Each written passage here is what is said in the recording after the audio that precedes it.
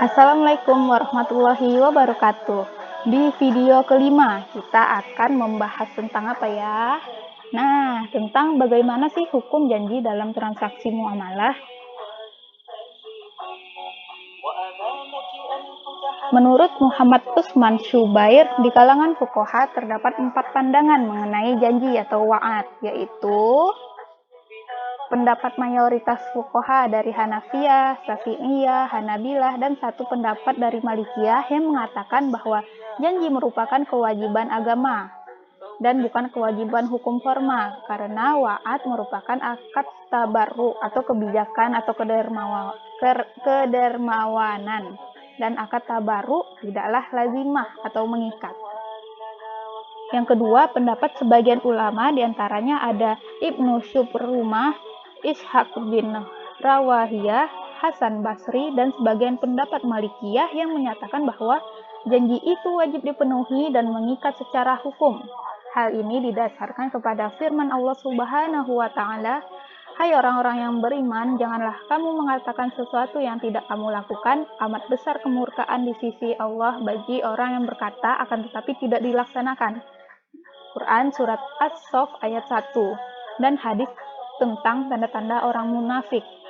Yang sering kita dengar, tanda-tanda orang munafik ada 3. Nah, salah satunya apabila dia berucap, apabila dia berjanji, dia mengingkarinya.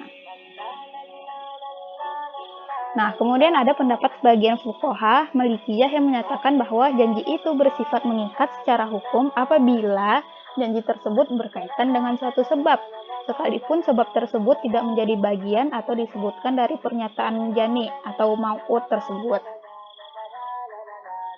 Yang keempat, pendapat Malikiyah yang populer di antara mereka adalah pendapat Ibnu Qasim yang menyatakan bahwa janji itu bersifat mengikat untuk dipenuhi apabila berkaitan dengan sebab, dan sebab tersebut ditegaskan dalam pernyataan janji mau'ud fih tersebut.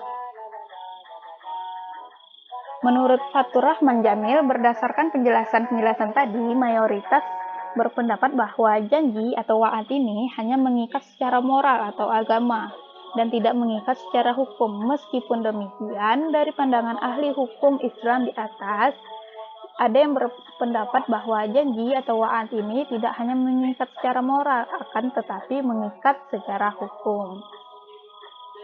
Wa'ad dapat dinilai mengikat secara hukum apabila dalam wa'ad tersebut dikaitkan dengan suatu sebab atau adanya pemenuhan suatu kewajiban, baik sebab itu disebutkan dalam pernyataan wa'ad atau tidak disebutkan.